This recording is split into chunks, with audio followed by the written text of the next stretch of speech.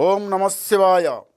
శ్రీశైల మల్లికార్జున మేడారం సమ్మక్క సారక్క చిలుకూరు బాలాజీ స్వామి. ఓం నమ శివాయ. గోపురం టీవీ చూసే వాళ్ళ ప్రేక్షకులందరికీ నమస్కారం. చిలుక జోషం అంటే ఆ కాలంలో ఉంది, ఇప్పుడు గుడుక ఉంది, ఇక ముందు గుడుక ఉంది. చిలుక జోషం అంటే నిజం ఉందండి, నమ్మండి, వినండి. ఫిబ్రవరి నెల 2 తారీఖు నుంచి 8 తారీఖు వరకు 12 రాశుల మీద ఏ రాశి మీద గురుబలం ఎంత ఉంది, ఏ రాశి మీద శని బలం ఎంత ఉంది, మంచి ఎంత, చెడు ఎంత, లాభం ఎంత, లుక్సాన్ ఎంత, కష్టం నష్టం సుఖం దుఃఖం చెప్తా వినండి. చిలకమ్మ మీనం రాశి వాళ్ళ శాస్త్రము, మీనం రాశి వాళ్ళ భవిష్యవాణి, మీనం రాశి వాళ్ళ గణితవాణి. చిలకమ్మ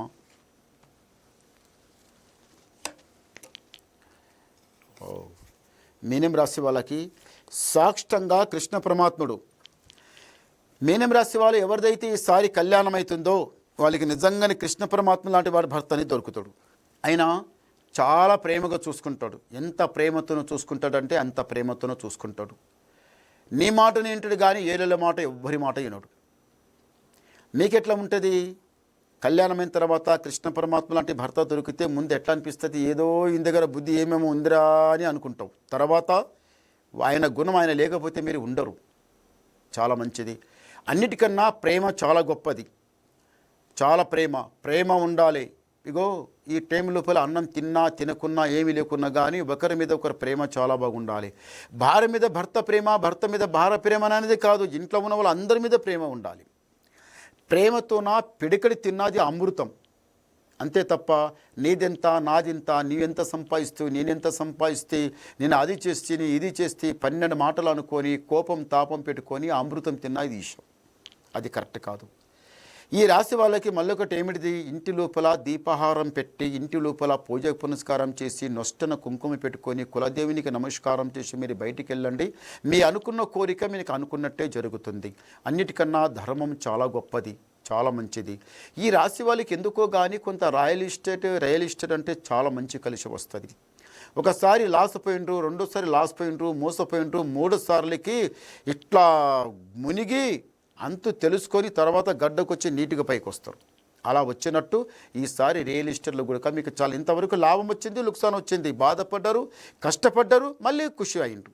కానీ ఈ రాశి వాళ్ళకి మళ్ళీ ఒకటి ఏముందంటే మాత్రం ఆలోచన ఎక్కువ ఆలోచిస్తారు. షిరిడీ బాబా దగ్గర వెళ్ళి రండి. మీనం రాశి వాళ్ళకి ఆరోగ్యం చాలా దెబ్బతింటుంది. చాలా అంటే చాలా దెబ్బతింటుంది. ఆరోగ్యం దెబ్బతింటుంది. ఇంట్లో సరిగా ఉండకపోవడం, మనసు శాంతి ఉండకపోవడం, పైసా కంటికి సరిగా కనిపించకపోవడం. ఈ రాశి వాళ్ళు ఏం చేస్తారంటే ఎక్కువ ఎవరి ముందులపై తల వంచవద్దు, ఎవరి ముందులపై చేజాపవద్దు, ఎవరి ముందులపై 10 రూపాయలు అప్పడగవద్దు. మా పెద్దలు గుడిక 10 రూపాయలు సంపాదించిన వాళ్ళే మనం గుడిక 10 రూపాయలు సంపాదించాలి, చేయి తోడు ఉండాలి, మన ఇల్లు ఒక లెక్క ప్రకారం నడవాలి, పైమెట్టు లెక్కాలి, రాజా బతకాలి అనేది ఆలోచన చాలా ఘనంగా ఉంటుంది. ఈ రాశి వాళ్ళకి మళ్ళీ ఒకటి ఏమిటంటే కళ్యాణమైనా ఏమైనా కానీ చాలా మంచి కలిసి వస్తుంది. కానీ ఈ రాశి వాళ్ళకి ఏముందంటే మాత్రం కొంత నాగదోషం అనేది చాలా చెడ్డగుంది. ఈ మీనం రాశి వాళ్ళకి కళ్యాణం జరగాలనుకున్నా, సంతానం కలగాలనుకున్నా అడ్డం నాగదోషం, సర్పదోషం, కాలసర్పదోషం, కుజదోషం, ఇవన్నీ దోషాలు చాలా దోషాలు ఉన్నాయి. అది వచ్చేది అది పరంపర నుంచి కొందరికి వస్తుంది, కొందరు నడమ తొలుగుతుంది, ఏరియా వాళ్ళు తొలుగుతుంది. అలా దోషం చాలా చెడ్డగా, రాత్రి కలలు పడడం, పొద్దున లేకపోతే ఏదన్నా పని చేయకపోకుండా ఉల్లాసం రాకపోవడం, కంటికి నిద్ర సరిగా పట్టకపోవడం, ఎక్కువ ఆలోచించడం, అది దోషం. సంబంధం రావడం పోవడం, ఇంట్లో కళ్యాణం కాకపోవడం, అది నా దోషం వలనే. మళ్ళీ ఒకటి ఏమిటిది? ఏదన్నా చేద్దాం అనుకుంటే ఎక్కడైనా పోవాలనుకున్నాం, అది కాక అది కలిసి రాకపోవడం, ఆరోగ్యం సరిగా ఉండకపోవడం, అది నాగదోషమే. కొన్ని దోషాలు ఉన్నాయి, ఏదైనా ఒక దోషమే అది కూడా. కానీ ఈ అన్నిటికీ శ్రీశైల మల్లికార్జున స్వామి దర్శనమే కరెక్ట్. దర్శనం చేసుకోరండి, నెత్తి మీద ఉన్న దరిద్రం కరెక్ట్ పటాపంచలం అయిపోతుంది. జ్యోతిర్లింగం అంటే అర్థం, శ్రీశైల మల్లికార్జున స్వామి జ్యోతిర్లింగం అంటే చాలా గొప్ప విషయం. 12 జ్యోతిర్లింగాలు, 18 శక్తి పీఠాలు. 12 జ్యోతిర్లింగం లోపల ఈ సెకండ్ జ్యోతిర్లింగం శ్రీశైల మల్లికార్జున స్వామి లింగం, అమ్మవారితో కలిసి ఉన్న లింగం. అమ్మవారు బ్రహ్మరంభ శక్తిపీఠం, అయ్యగారు జ్యోతిర్లింగం. ఫస్ట్ జ్యోతిర్లింగం ఎక్కడ? సోమనాథ్, గుజరాత్ రాష్ట్ర సోమనాథ్. సెకండ్ జ్యోతిర్లింగం శ్రీశైల మల్లికార్జున స్వామి లింగం. 3వ జ్యోతిర్లింగం ఉజ్జయిని మహాకాళేశ్వర జ్యోతిర్లింగం, మహాకాళీ శక్తిపీఠం. ఓంకాళేశ్వర, వైద్యనాథ్, భీమశంకర, రామేశ్వరం, నాగేశ్వరం, కాశీ, త్రాంబేశ్వర, కేదార్నాథ్. కాశీ విశ్వేశ్వర జ్యోతిర్లింగం, విశాలాక్షి శక్తిపీఠం.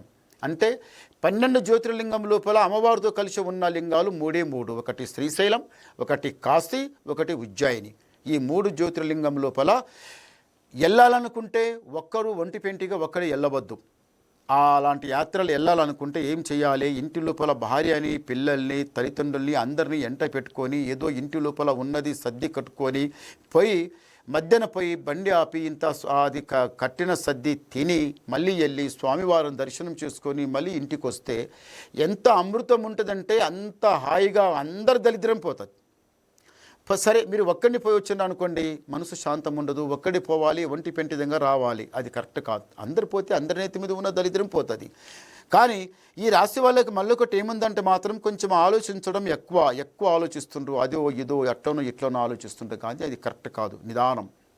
భగవంతుడు ఉన్నాడు, దేవుడు ఉన్నాడు, మీకు అంత మంచి చేసేవాడు దేవుడే ఉన్నాడు, మంచి జరుగుతుంది. శ్రీశైల దర్శనం మరవకండి, చాలా బాగుంటుంది. ఉన్న దరిద్రం అంతా పటాపంచలమైపోతుంది. మీ ఇంటి మీద మాత్రం జర గాలకాడి దరిద్రం దృష్టి కన్ను చాలా చెడ్డగా నడుస్తుంది. ఇంట్లో బరకత ఉండకపోవడం, లాభం ఉండకపోవడం, ఎలా పైసా అలాగే పోవడం, మనసు లోపల టెన్షన్ ఎక్కువ, 12 కోరికలు ఎన్నెన్నో ఉంటాయి. మనిషి అయిన తర్వాత 190 ఉంటాయి. కానీ ఏమిటంటే ఏది కూడా సరిగా కాకపోవడం, మనసుకు ఒకటి ఏం కావాలంటే ఇది కాకపోతే అదన్నా కావాలి, అది కాకపోతే మళ్ళీ అదన కావాలి, అది కాకపోయి ఏది కాకపోయి ఉన్నదంతా ఖర్చు అయిపోయి మనిషి బాధపడతాడు.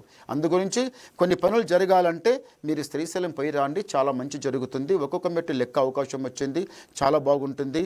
భార్యాభర్తల బంధం, ఇడిపోయే బంధం కలిసింది. మళ్ళొకటి ఏమిటంటే భార్యాభర్తల ఒక అర్థం ఉందండి. భర్త బయటికి వెళ్ళి 12 పనులు చేసి ఇంటికి వచ్చిన తర్వాత భార్య ఏం చేయాలంటే మంచిగా దువ్వుకొని నీట్గా మంచిగా భర్త వచ్చిన తర్వాత చెంబడి నీళ్ళు చేతికిచ్చి నగమురుసుకుంటూ మాట్లాడాలి. ఆయన నగమురుసుకుంటూ మాట్లాడి ఆయన కూర్చొని పెట్టి తల్లిలో అన్నం వేసి మంచిగా ముందల కూర్చొని మంచిగా తినయమని మంచిగా మధురంగమైన మాట్లాడి నగమురుసుకుంటూ మాట్లాడి ఇంత తిన పెడితే ఆయన బయటకు ఉన్న రోగం దరిద్రం ఏదో టెన్షన్ వచ్చిందంతా మొత్తం వెళ్ళిపోతుంది. అలా కాకుండా ఆయన ఏదో 12 టెన్షన్ లోపల ఇంటికి వచ్చిన తర్వాత భార్య కాకిలిక కర్రమని వదిలితే ఇక ఆయన ఏమైపోతుంది, బయట ఒక టెన్షన్ అయిపోయి ఇంట్లో ఒక టెన్షన్ అయిపోయి ఏమాయరాజుని కానీ ఆయన దిమాగ్ మొత్తం కారం అయిపోతుంది. అప్పుడు ఏం చేస్తాడు, తాగే అలవాటన ఉంటుంది, ఏదైనా ఒక చెడు అలవాటు ఉంటుంది, ఇదంతా వద్దని అవతల ఎక్కని వెళ్ళిపోతారు. అది ఎవరు చేసినట్టు, మీ చేతి నుంచి చేసినట్టే కదా. అలా చేయకండి, అలా చేయవద్దు, అది మంచిది కాదు. భార్యాభర్తల బంధం చాలా గొప్ప విషయం. బంధం అంటే సామాన్య మాట కాదు, చాలా బంధం అది. అలాగే నడవాలి. భార్య తప్పు చేస్తే భర్త ఓపిక పట్టాలి, భర్త తప్పు చేస్తే భార్య ఓపిక పట్టాలి. తప్పు చేయకుండా కోపం తాపం వచ్చినా ఇద్దట్లో ఒకటేసారి కోపం పడి కొట్లాడితే అది కరెక్టే కాదు. భర్త ఎంత కోపం వచ్చినా కానీ భార్య నిదానం ఉండాలి. భార్యకు కోపం వచ్చిన తర్వాత భర్త నిదానం ఉంటే ఆ సంసారం నీటిగా నడుస్తుంది. ఈ ఒడ్డు నుంచి అవతల ఒడ్డుకి వెళ్ళాలనుకుంటే మునుగకుండా నడవాలంటే ఓపికతో నడుస్తూనే బయటికి అవతల నడుస్తారు. కానీ కోపం తాపుతూ ఉంటే అన్నీ ముగిలిపోతారు. అది కరెక్ట్ కాదు. చూడండి, ఈ మీనం రాశి వాళ్ళకి చెప్తున్నా, ఇంకేమన్నా ఈ దరిద్రం శని గాచారం చాలా చెడ్డగా ఉంది, ఇదంతా దూరం పోవాలంటే ఒకసారి శ్రీశైలం పోయిరండి. గవ్వలేద్దాం. ఓం నమః శివాయ. 2 చాలా మంచి గవ్వలు పడ్డాయి. ఈ మీనం రాశి వాళ్ళకి ఆదాయం 5, వ్యాయం 5, రాజపూజ ఫలం 3, అవమానం 1. అంటే రెండిట్ల గురుబలం. నంబర్ 1 స్థానం లోపల శని ఉన్నది, నంబర్ 5 స్థానం లోపల గురుబలం ఉన్నాడు. శని కొంచెం తక్కువ ఉంది, గురుబలం ఎక్కువ ఉంది. దీనికి ఏ పని కూడా చేయండి, మంచి కలిసి వస్తుంది. రాజా బతికేది ఉన్నది, ఏడపైన కానీ గెలిచోగం ఉన్నది. శని బలం తక్కువ అవుతుంది, గురుబలం ఎక్కువైతే నీకు అంత మంచి జరుగుతుంది. తొందరపడక నిదానం చేయండి. నమస్కారం.